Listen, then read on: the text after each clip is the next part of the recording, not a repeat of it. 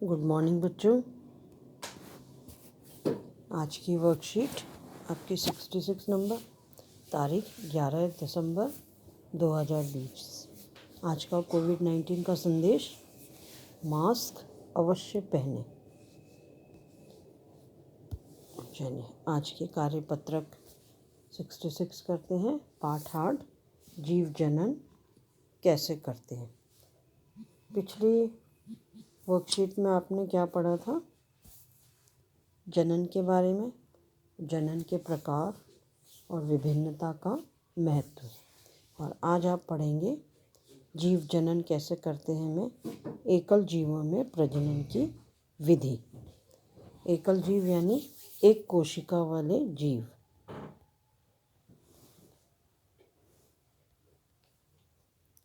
एक कोशिका वाले जीवों में प्रजनन की विधि किस प्रकार से होती है।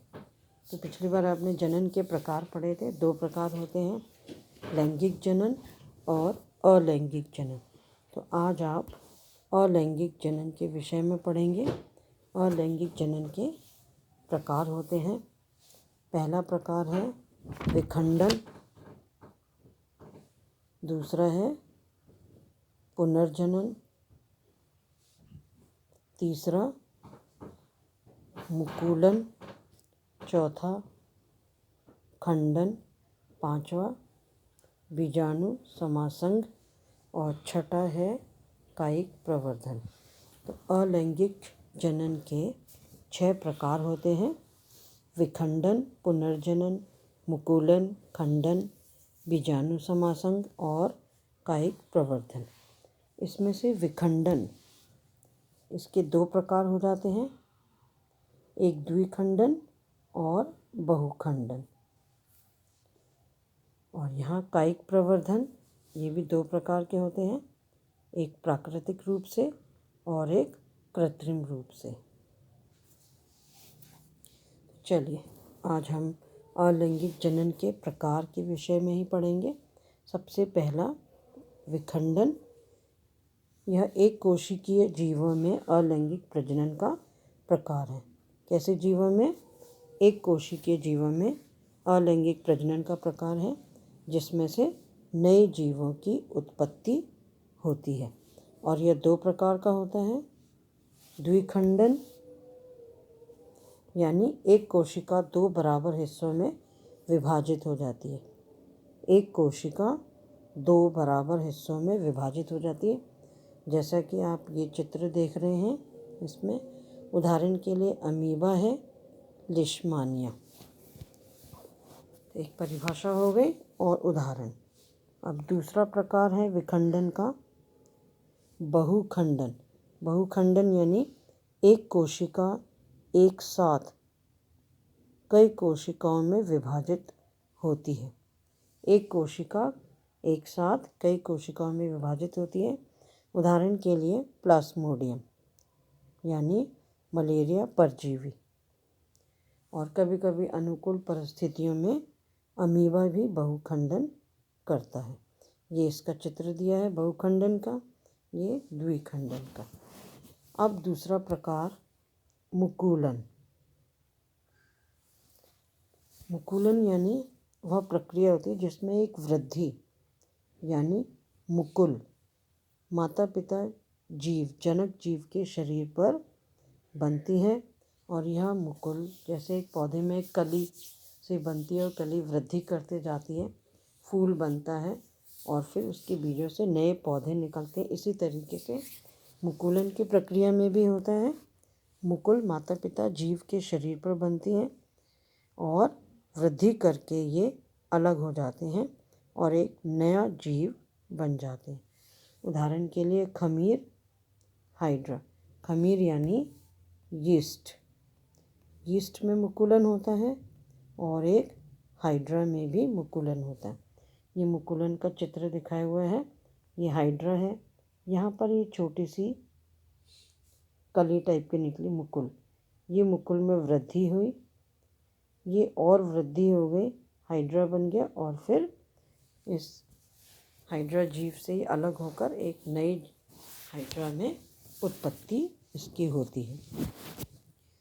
अगला है अब बीजाणु समासंग। बीजाणु समासंग यानी बीजाणु एक मोटी दीवार वाले सूक्ष्म अलैंगिक प्रजनन निकाय है। बीजाणु स्पोरेंजियम में बनते हैं, जैसा कि इस चित्र में दिख रहे हैं। ये स्पोरेंजियम है गोल गोल से, इसके अंदर बीजाणु बनते हैं। तो बीजाणु स्पोरेंजियम में बनते हैं और अंकुरन होने पर, जब अनुकूल परिस्थितियाँ होती हैं तो अंकुरन होने पर प्रत्येक बीजाणु एक नए जीव जैसे राइजोपस पेनिसिलियम को जन्म देते हैं। तो बीजाणु समासंग का उदाहरण क्या हो गया? Rhizopus Penicillium. ये जो चित्र दिखाया गया है ये बीजाणु समासंग का। आपने देखा होगा नमी वाले मौसम में रोटी पर, ब्रेड पर फफूंदी उग जाती है। फफूंदी को हम कवक भी कहते हैं। तो ये कवक एक रेशे जैसे दिखते हैं, धागे जैसे सफ़ेद सफ़ेद या काले या फिर भूरे रंग के, हरे रंग के, सब तरह के रंग के नज़र आते हैं। तो इनको जब हम सूक्ष्मदर्शी माइक्रोस्कोप में देखते हैं तो हमें इस तरीके से राइजोपस का ये चित्र दिखाई देता है। ये है बीजाणु समासंग। अब अगला आप पढ़ेंगे विखंडन। विखंडन यानी इस प्रक्रिया में जीव जो है, एकल जीव दो या दो से अधिक टुकड़ों में टूट जाता है और प्रत्येक टुकड़ा वृद्धि करके एक वयस्क जीव के रूप में विकसित होता है। उदाहरण के लिए स्पाइरोगेरा। स्पाइरोगेरा को सिल्क पॉन्ड भी कहते हैं। आपने देखा हो तालाब में कहीं कहीं पर एक हरे रंग का चमकता हुआ पानी नज़र आता है। उस चमकते हुए पानी में हमें हरे हरे रंग के रेशे से नज़र आते हैं और उसे हम स्पाइरोगेरा कहते हैं। और इसी में विखंडन की प्रक्रिया होती है। चलिए अब आ जाते हैं पुनर्जनन। पुनर्जनन शब्द बहुत ही सामान्य है, आप जानते भी हैं। मूल शरीर के अंगों से एक पूर्ण जीव, मूल शरीर जैसे ये मूल शरीर है, इसके अंगों से एक पूर्ण जीव वापस प्राप्त करने की प्रक्रिया को पुनर्जनन कहते हैं। पुनर्जनन विशेष कोशिकाओं द्वारा होता है, जैसे हाइड्रा है, प्लेनेरिया है। आप इस देख रहे हैं यहाँ पर, ये एक मूल शरीर वाला जीव है प्लेनेरिया, और इसके टुकड़े हो गए 3 टुकड़े। तीनों टुकड़े जो हैं वो फिर से नए जीव में विकसित हो गए एक विशेष कोशिकाओं द्वारा। अब नेक्स्ट है इसमें कायिक प्रवर्धन। कायिक प्रवर्धन यह पौधों में प्रजनन की एक अलैंगिक विधि है। किसमें?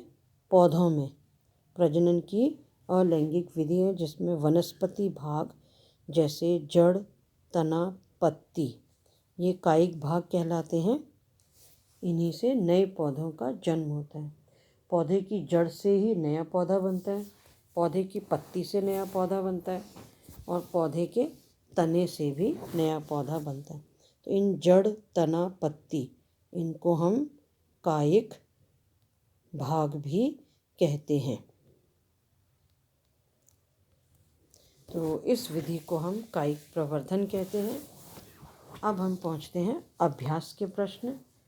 पहला प्रश्न है आपका, द्विखंडन एवं बहुखंडन में अंतर बताइए। तो द्विखंडन और बहुखंडन में अंतर क्या? द्विखंडन एक कोशिका 2 बराबर हिस्सों में विभाजित हो जाती है और बहुखंडन एक कोशिका एक साथ कई कोशिकाओं में विभाजित हो जाती है। उदाहरण के लिए द्विखंडन में अमीबा और लिशमानिया और बहुखंडन में प्लाज्मोडियम यानी मलेरिया परजीवी। दूसरा प्रश्न है, बीजाणु द्वारा जनन से जीव किस प्रकार लाभान्वित होता है। तो इसमें आप ये पूरा बीजाणु समासंग ये पूरा लिख देंगे।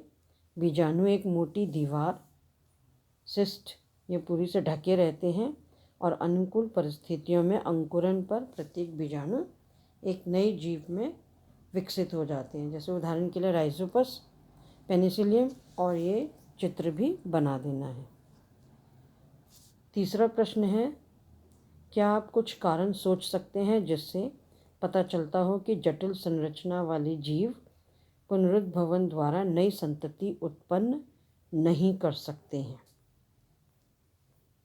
पुनरुद्भवन यानी पुनर्जनन द्वारा पूर्ण जीव के विकास हेतु पुनर्जनन विशेष कोशिकाओं की आवश्यकता से होता है।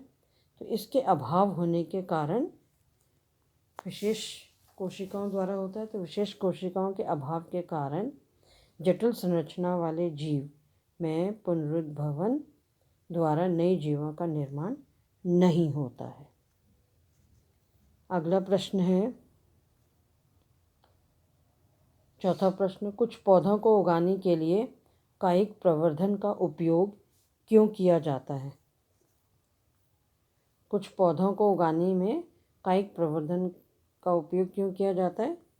नंबर 1, जैसे कम समय में पौधों के कायिक भाग से, जैसे जड़, तना, पत्ती, इनसे मूल संतति के समान ही नए पौधे का निर्माण किया जा सकता है। दूसरा है, बीज बनाने की क्षमता खो चुके वाले जो पौधे होते हैं उनके लिए तकनीकी लाभप्रद फ़ायदेमंद होती है। तीसरा है, कृत्रिम विधि से एक ही प्रजाति के इच्छित किस्मों को आरोपित किया जा सकता है।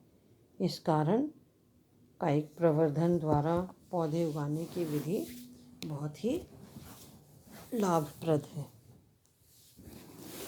Thank you.